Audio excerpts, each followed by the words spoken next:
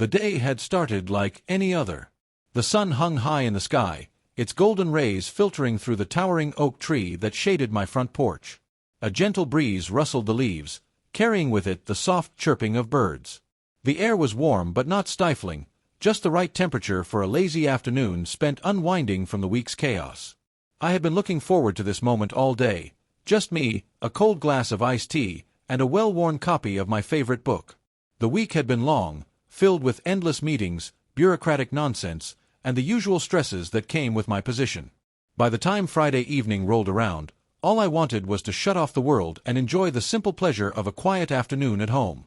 That was precisely what I was doing, sinking into my comfortable porch chair, allowing the words of my book to transport me elsewhere. The hum of cicadas in the distance provided a soothing soundtrack, blending perfectly with the rustling of the wind. For a moment, everything was perfect. Then I saw her. Ellie was the type of person who never simply walked. She strode with purpose, her shoulders squared, her chin lifted in an air of self-importance. Even from a distance, I could tell that she was on a mission. She wasn't just out for a casual neighborhood stroll. No, she was coming straight toward my house, her expression set in a mixture of determination and smugness. I had seen Ellie in action before. She had developed quite the reputation in the neighborhood, known for being the self-appointed enforcer of rules no one else seemed to care about. If there was even the slightest deviation from what she considered acceptable, Ellie made sure the entire block knew about it. Whether it was a mailbox positioned half an inch too high or a car parked on the curb for a minute longer than allowed, she was on it like a hawk, clipboard in hand. I sighed, setting my book down beside me.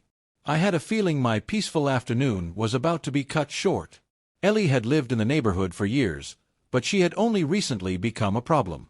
It all started when she was appointed to the HOA board, a position she treated as if she had been elected into public office. What should have been a simple role of ensuring the community ran smoothly quickly turned into a power trip.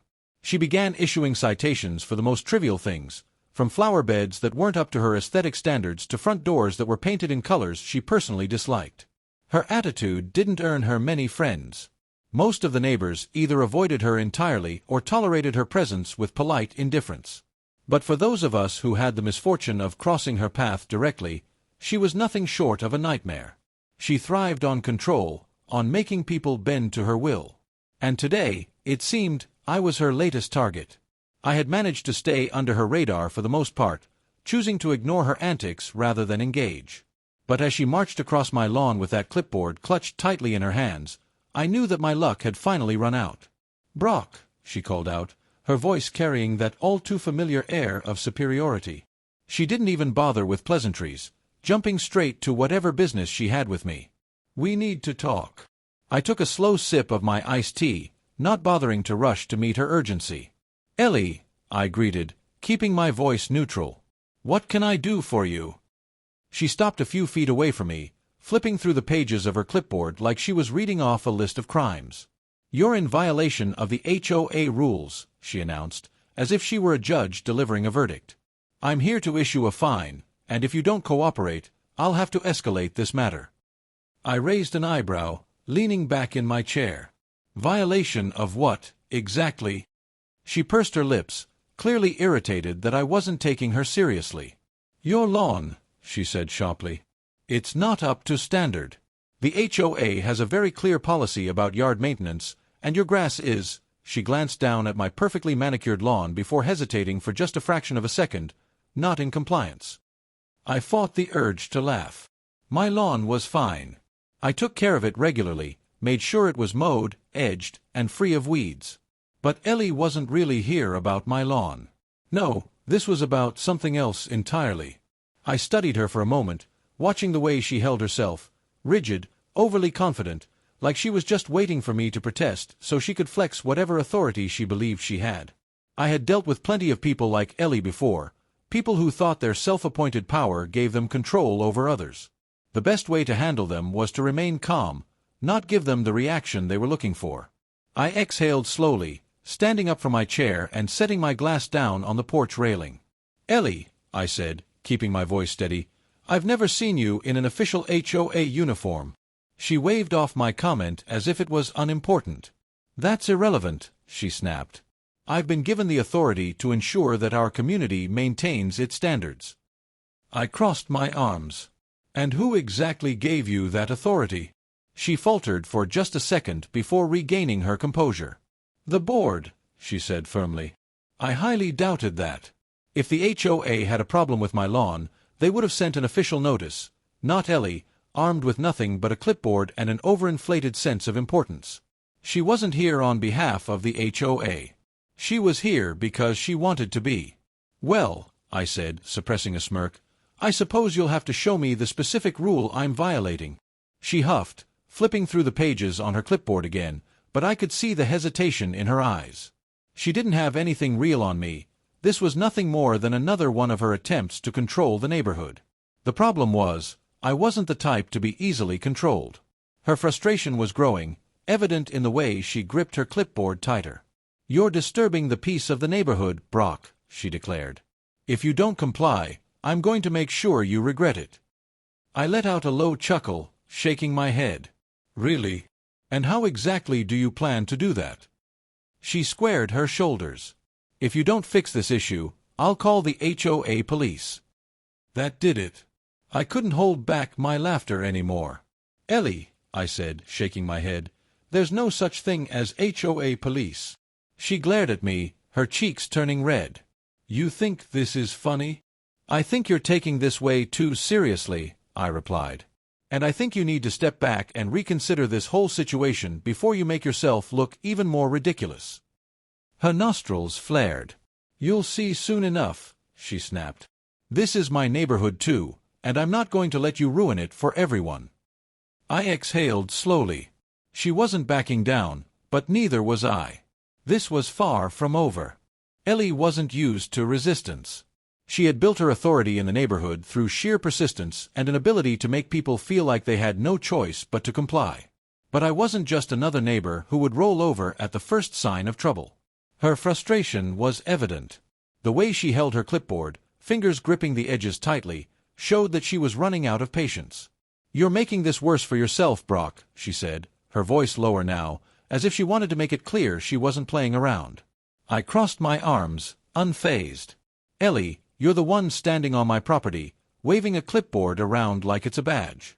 You showed up here looking for a fight, and now you don't know what to do because I'm not backing down. She narrowed her eyes. You don't understand. I have connections, Brock. If you don't cooperate, I'll make sure you regret it. I let out a short, amused laugh. Connections? What, the HOA? You really think they're going to back you up when they find out you're harassing people? That struck a nerve. Her face reddened slightly, but she recovered quickly. You have no idea how things work around here, she said, her tone dripping with condescension. I make the rules, Brock. And if you don't like them, you can deal with the consequences. I sighed, shaking my head. I had met plenty of people like Ellie before, people who mistook control for power, who thought authority came from their ability to bully others into submission. But I wasn't about to let her intimidate me. I reached into my pocket and pulled out my phone. All right, Ellie. Let's put your connections to the test. She stiffened. What do you think you're doing? I held up the phone. Calling someone who actually has the power to enforce real laws. I dialed a number and put the phone to my ear, keeping my eyes locked on hers. Her expression flickered with uncertainty, but she held her ground. You're bluffing, she scoffed. The police won't do anything about a simple HOA dispute. You're right, I said calmly. They won't. But harassment? That's a different story. For the first time, she hesitated. She had come here expecting me to fold under the pressure, to accept her so-called authority without question. But now, faced with the possibility of real consequences, she wasn't so sure. The phone rang once, then twice. Ellie shifted uncomfortably. I glanced at her clipboard. You keep that thing close like it's a shield, but I'm willing to bet there's nothing on there that actually gives you the right to do any of this. You don't know what you're talking about, she snapped. I smirked. I think I do. The call connected. Hey, it's Brock, I said into the receiver. I need a little help with a situation over here. Ellie took a small step back, her confidence wavering. I could see the gears turning in her head. She had walked into this confrontation expecting to be in control, but now the ground beneath her was shifting. "You're being ridiculous," she muttered, but her voice lacked the same force it had before. "Am I?" I asked, tilting my head. "Or are you just realizing that you've finally pushed too far?" I finished my conversation on the phone and slipped it back into my pocket. "Here's what's going to happen, Ellie. You're going to leave my property. You're going to take that clipboard and your threats with you. And if you try something like this again, I'll make sure the right people know exactly what you've been up to." Her lips pressed into a thin line. "You think you've won?" I let out a slow breath, keeping my gaze steady. "Ellie, this was never a competition. You came here looking for control. But the problem with bullies is that eventually they pick the wrong person to mess with." For a moment, Ellie just stood there, gripping her clipboard so tightly that her knuckles turned white. She was stuck between her pride and the realization that she had no real power here. I watched her closely. Would she back down gracefully? Or would she double down, unwilling to admit defeat? Her jaw clenched. "This isn't over," she finally muttered. I smiled, stepping back onto my porch. "For your sake, I hope it is." She gave me one last glare before turning sharply on her heel and marching away. The moment she crossed the sidewalk, I let out a slow breath, feeling the weight of the confrontation lift. She might have retreated, but I knew better than to think this was the last I'd hear from her. People like Ellie didn't just give up. They plotted. They waited. And then they tried again. But this time, I was ready. Later that evening, I sat on my porch again, this time with a stronger drink in my hand.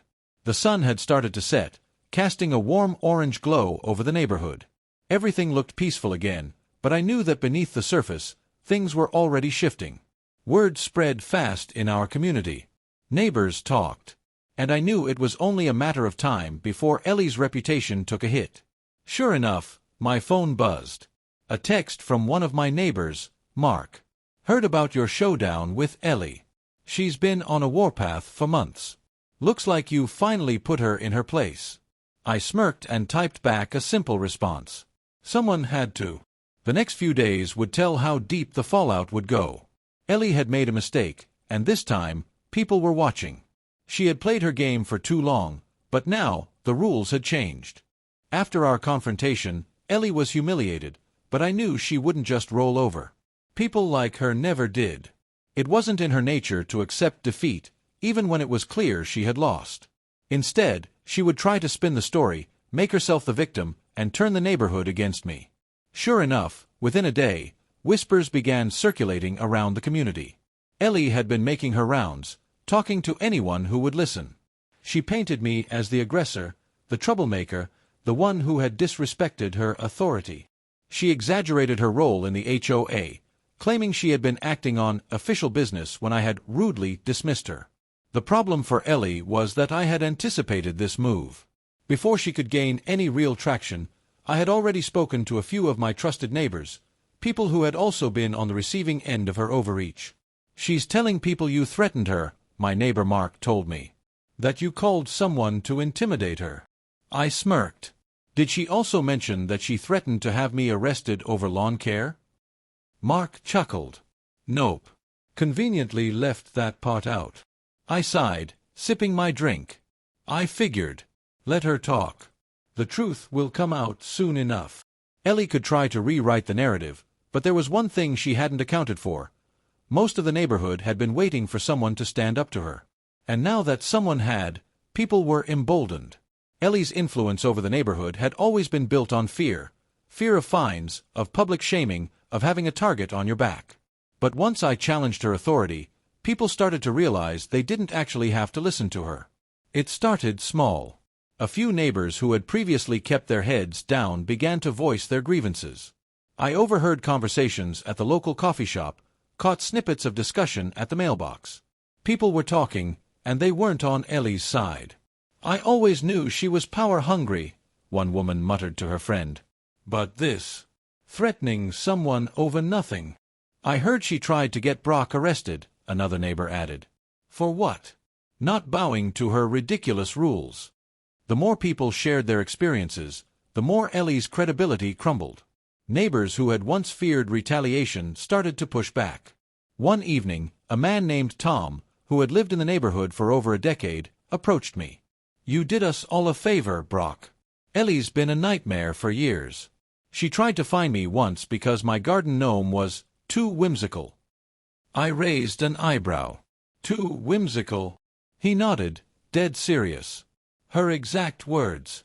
Said it disrupted the aesthetic balance of the community." I laughed, shaking my head. "Unbelievable." "It's about time someone called her out," Tom said, clapping me on the shoulder. "And trust me, you've got more supporters than you think." Ellie's control over the neighborhood was slipping fast. And she knew it. With the community turning against her, Ellie was running out of options. She had tried intimidation, then manipulation, and now, in a desperate move, she attempted to rally the HOA to her side. She filed an official complaint against me, claiming that I had been aggressive and uncooperative with a duly appointed representative of the HOA. She hoped that by framing the situation this way, she could get me fined or even removed from the community. But Ellie had made a critical miscalculation. The HOA board wasn't fond of her either. When the board met to discuss her complaint, several members voiced their own frustrations. "Ellie has been overstepping her authority for years," one board member said. "She's not even on the board anymore. She has no power to enforce anything." Another member sighed. "This isn't the first time we've had complaints about her behavior. Maybe it's time we take action." That was all I needed to hear. I had already documented everything: the threats, the harassment, even her claim that she could have me arrested. I presented it all to the board, along with statements from other neighbors who had experienced similar treatment. By the time I was done, Ellie's complaint had completely backfired. Instead of punishing me, the HOA officially reprimanded her. She was stripped of any remaining authority she thought she had, barred from speaking on behalf of the HOA, and warned that any further harassment would lead to legal consequences. For the first time, Ellie was powerless. Losing her grip on the neighborhood didn't mean Ellie was going to back down gracefully. Instead, she doubled down, convinced she could still salvage her reputation. She stormed into the next HOA meeting, clipboard in hand, ready to defend herself. "This is an outrage," she exclaimed, her voice shrill with desperation. "I have done more for this community than anyone else here." A few of her remaining supporters nodded half-heartedly, but the majority of the room remained silent, unimpressed. One of the board members leaned forward. "Ellie, we've received multiple complaints about you. We've seen the evidence. You have overstepped your role repeatedly. You're not here to serve the community, you're here to control it." Ellie scoffed. "This is a witch hunt. I have been enforcing the rules." "The rules?" another member interrupted. "Or your interpretation of them?" Ellie's face flushed. "You don't understand. If we don't have standards, this neighborhood will fall apart." "Funny," I said from the back of the room, "because things are already improving now that people aren't afraid of you anymore." A murmur of agreement rippled through the crowd. Ellie turned to glare at me, but she saw what I saw: she had lost. The HOA was done with her. The community was done with her. And for the first time in years, she was alone. With her reputation shattered and her influence gone, Ellie had no choice but to retreat. Over the next few weeks, she became less and less visible. The woman who once patrolled the neighborhood daily, looking for infractions, now barely left her house. Then, one morning, I noticed a moving truck parked in front of her home. Ellie was leaving. Word spread quickly. Neighbors watched from their porches as movers loaded furniture into the truck. There was no farewell party, no well wishes, just quiet relief. A few people speculated about where she was going. Some said she was moving in with relatives. Others believed she had simply lost the will to stay in a community that no longer feared her. I stood on my porch, watching as she climbed into her car. For a brief moment, our eyes met. There was no anger left in her gaze, no smug superiority. Just resignation. She drove away without a word. As the last of the moving boxes disappeared into the truck, Mark walked over and handed me a cold beer. "To a new era," he said, raising his bottle. I clinked mine against his. "To peace and quiet." And just like that, Ellie was gone. The neighborhood had won. And for the first time in a long time, we could finally breathe easy again. With Ellie gone, the neighborhood experienced an almost immediate transformation. Without the constant fear of arbitrary fines and her overbearing presence, people started to relax. The once tense atmosphere gave way to a sense of camaraderie and freedom. Front yards began to reflect the personalities of their owners, rather than Ellie's strict vision of uniformity. The once controversial garden gnomes returned, colorful flower beds sprang up, and kids played in the streets without fear of an HOA citation landing in their parents' mailbox. The change wasn't just cosmetic, it was cultural. Block parties became more common, neighbors who had barely spoken before started to bond, and the entire community felt more alive. It was as if a dark cloud had finally lifted. Mark summed it up best one afternoon as we watched kids ride their bikes down the street. "You know, I forgot what it was like to actually enjoy living here." I nodded. Ellie ran this place like a dictatorship. "No. We're finally free." Ellie's downfall wasn't just a personal defeat, it was a wake-up call for the HOA. The board members, once complicit in her reign of terror, realized they had let her run unchecked for far too long. In response, they started implementing changes. The first major shift was transparency. No more secret meetings or unexplained rule changes. Every decision was now communicated clearly to the homeowners, and feedback was actively encouraged. They also revisited the rulebook. Many of Ellie's arbitrary and overly strict regulations were either removed or revised to be more reasonable. The goal was to maintain the neighborhood's appeal without suffocating its residents under unnecessary bureaucracy. Most importantly, the HOA enforced a new rule: no single individual would ever be given unchecked authority again. Ellie had been a cautionary tale, and they weren't about to let history repeat itself.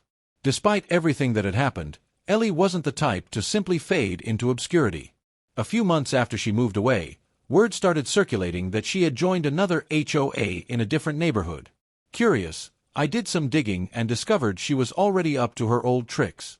Complaints were surfacing online from residents of her new community, stories eerily similar to ours.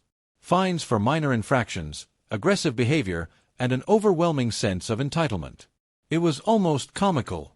Ellie hadn't learned a thing. She was determined to rule over a neighborhood, and she didn't care how many people she had to alienate in the process. I thought about warning her new neighbors, but I knew they would figure it out soon enough. People like Ellie always overplayed their hand, and when they did, they inevitably fell. With Ellie gone, the HOA needed new leadership. But this time, the community was determined to do things differently. Instead of electing someone who would use the position for power, they wanted someone who genuinely cared about the well-being of the neighborhood.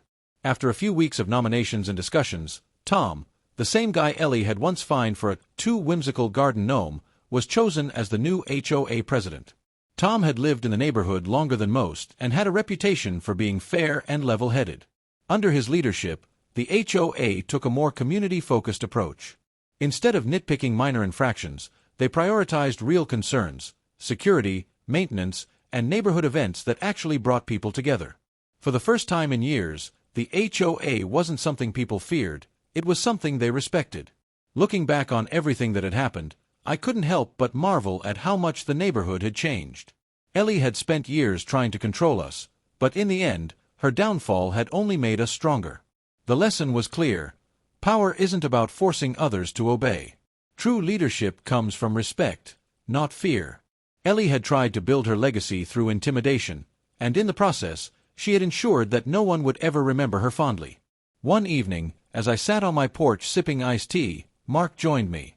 We watched as families walked their dogs, kids played in driveways, and neighbors chatted casually, things that had once been rare under Ellie's watchful eye. "You ever think about what would have happened if no one stood up to her?" Mark asked. I shook my head. "I try not to. But I'm glad we did." He grinned, raising his drink. "To standing up to tyrants." I clinked my glass against his. "To a better neighborhood." And with that, we leaned back and enjoyed the peaceful evening, knowing that for the first time in a long while, our home truly felt like home.